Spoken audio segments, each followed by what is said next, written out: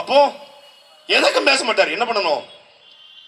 ஒருத்தர் கச்சத்தீவு பிரச்சனை, முல்லை பெரியார் பிரச்சனை, பாலாற்று பிரச்சனை, ஹைட்ரோகார்பன் போராட்டம், மீத்தேன் போராட்டம், 8 வழிச்சாலை போராட்டம், சாகர் மாலா, பாரத் மாலா, ஆந்திர காட்டுக்குள்ள 22 தமிழர்கள் சுட்டுக் கொல்லப்பட்ட போராட்டம், ஈனப்படுகொலைக்கான பிரச்சனை, எல்லாத்துக்கும் போராடுவார்.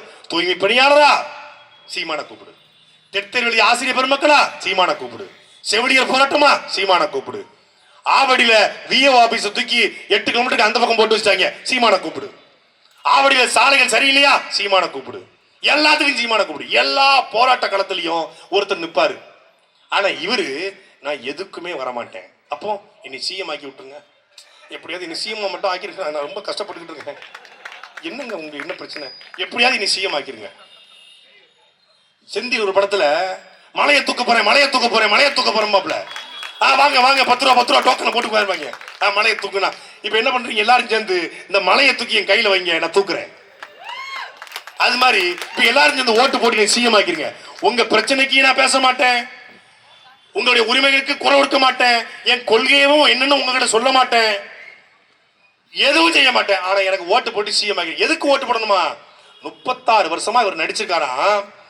அந்த 36 வருஷமா இவர் நடிக்க வச்சு, இவர் அழகு பார்த்து டிக்கெட் எடுத்து சீட் எடுத்து இவரை நம்ம கொண்டாடிக்கமா, அதுக்கு இவர் நன்றி கடன் செய்ய வராராம்.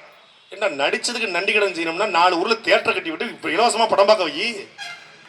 நான் நடிச்சிருக்கேன், அதனால உன்னை நாடாள போறேன். நாங்க ஏன் இவ்வளவு வீறு கொண்டு பேச உங்களுக்கு தெரியுமா? நாங்க எங்களுக்காக பேசல.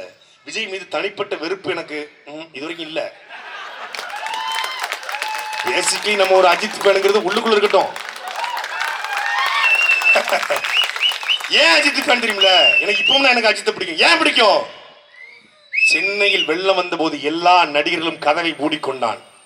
சென்னை வெள்ளத்துல தன் சாலிகிராம வீட்டை திறந்து வைத்து மக்களுக்காக விட்ட ஒரே நடிகர் மரியாதைக்குரிய சகோதரர் அஜித் குமார். அதனால பிடிக்கும். விஜய்க்கு எதிராக அஜித்தை பிடிக்காது, அஜித் ரசிகர் விஜய் பிடிக்காது. அதான் பிரச்சனை, இயல்புலே பிடிக்காது. சரி நம்ம பையன் ஒருத்தன் தமிழ ஒரு நடிகரா வளர்ந்து வரானே, சரி கத்தி படம் அந்த குத்தி படம்ன்றாங்களே அப்படின்னு ஆதரிச்சு விட்டோம். கடைசியில் பார்த்தா அது ஒண்ணுத்துக்காக கூமுட்டையா இருக்கு. நல்ல முட்டைன்னு பார்த்தா அது கூமுட்டையா இருக்கு. அப்ப என்ன பண்ணுவோம்? கூமுட்டை என்ன பண்ணுவோம்? தூக்கி போட்டு உடைப்போம். அதான் பண்ணிட்டு இருக்கோம். விஜய் வந்தால் சீமானுக்கு வாக்கு குறைஞ்சிரும். இந்த 2026 சட்டமன்ற தேர்தல் இன்னொரு 1.5 மாசம் தான், ஒரு 1 மந்த் தான் இருக்கு. மே மாசம் முதல் வாரத்தில் வாக்கு எண்ணிக்கை வரும். நான் சத்தியமிட்டு சொல்றேன், இந்த தேர்தலில் நாம் தமிழர் கட்சி 2 மடங்கு மேலே ஏறி வரும். மக்கள் பார்க்கிறான், இளைஞர்கள் பார்க்கிறான். பாருங்க, யாராவது நாம் தமிழர் கட்சி உறுப்பினர் இல்லை, இளைஞர்கள் பார்க்கிறான். ஒருத்தட்ட கொள்கை இருக்கு தமிழ் தேசியம், ஒருத்தன் கூமுட்டியா நிக்கிறான். சினிமாவா சித்தாந்தமா, ரசிக கூட்டமா, லட்சிய கூட்டமா என்று இளைஞர்கள் பார்க்கிறான்.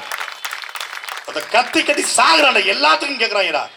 திமுகவை, அதிமுகவை, காங்கிரஸ், பாஜகவை, விசிகாவை, பாமகவை எல்லாத்தையும் தமிழ்நாட்டில் நாக்கப்புடுங்கிற மாதிரி கேட்கிற ஒரு கட்சி அது நாம் தமிழர் கட்சி மட்டும்தான். எங்க கிட்ட வாயை கொடுத்து எவனுமா நிக்க முடியாது. ஏன்னா இது பிறவி கோளர். நாங்கெல்லாம் ஆல்வேஸ் கோளர், ஆர்வம் மாதிரி பிறவி கோளர். நாங்க எங்கிட்ட நீ பேசி ஜெயிக்கவே முடியாது. ஏன்னா ப்ராடக்ட் அப்படிப்பட்ட ப்ராடக்ட். எல்லாரும் கேட்கிறான், சீமான் உங்களுக்கு பயிற்சி கொடுத்து அனுப்புறா. எங்கடா பயிற்சி? எங்க பயிற்சி? அவர் பேச்ச கேட்டாலே புழுவும் புலியாக மாறி பேசுவிட. ஒரு சொல்லுங்க, நான் ரொம்ப பெருமையாவே சொல்றேங்க. தமிழ்நாட்டில் ஒரு தலைவன், எல்லாரையும் கூப்பிடு. உங்க ஸ்டாலினை கூப்பிடு, எட்பாடி கூப்பிடு, எட்பாடி ப்ரோவை கூப்பிடு. வேற யாரு பாருக்கா? யார் வேணாலும் கூப்பிடு. Modi, hello hello hello, excuse me Modi bro, வாங்க bro. Amit bro, Amit hello, ஷார்ட்டை பேசுறியா? அமித் சார் கண்ணை நோடி தின்னு விடுவோம். வரல லேடன் பின் லேடன் கூட அமித்ஷாவை கூப்பிடு, ராஜ்நாத் சிங்கை கூப்பிடு, தமிழிசையை கூப்பிடு, யாரையும் கூப்பிடு. எங்க அண்ணன் கேட்கிற கேள்விக்கு பதில் சொல்லு. நாங்க கட்சியை கலைச்சிடறோம். யாராலும் பதில் சொல்ல முடியாது. ஏனென்றால் அவ்வளவு ஆழ்ந்து சிந்தித்து இந்த மக்களுக்காக 24 மணி நேரமும் சிந்திக்கக்கூடிய ஒரு தலைவன். அவர் பக்கம் நீங்க நிக்க போறீங்களா?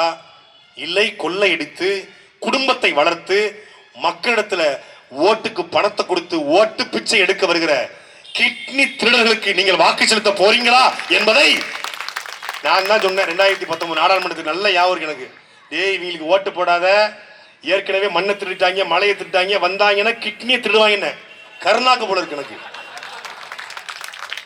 எவ்வளவு டேஞ்சரஸ் பெல்லோ கிட்னி. உண்மை எனக்கு ஷாக். ஐயோ நம்ம தானே பேசணும், அப்படி நடந்துருச்சே. அது கிட்னி திருட்டுன்னு சொல்லாதீங்க. பதறுதா இல்லையா? என்ன முறைகேடுன்னு சொல்லுங்க. கொஞ்சம் ஒழுக்கமா பேச கத்துக்கோங்கன்றாங்க. தங்கத்தை திருடுவோம்னு சொல்லாதீங்க, எடை குறைப்பாளர்னு சொல்லுங்க. பதறுதா இல்லையா எங்களுக்கு அப்படின்றாங்க. ஆத்து மணல் அள்ளுவோர்னு ஏன் சொல்றீங்க? ஆத்துக்குள்ளே குளிபறிப்பவர்னு சொல்ல வேண்டியதானே. மலையை திருடுவன்னு சொல்லி ரொம்ப சங்கடப்படுத்தாதீங்க, மலையை மட்டமாக்குவர்னு சொல்லுங்க. நல்லா இருக்குப்பா. ரேஷன் கடையில் அரிசி திருடுவன்னு சொல்லாதீங்க, அரிசிகளை மறைப்பவர்னு சொல்லுங்க. நல்லா இருக்கு. அப்புறம் வேற என்னங்க சொல்லிட்டீங்கன்னா பட்டியல் கொடுத்தா நல்லா இருக்கும்.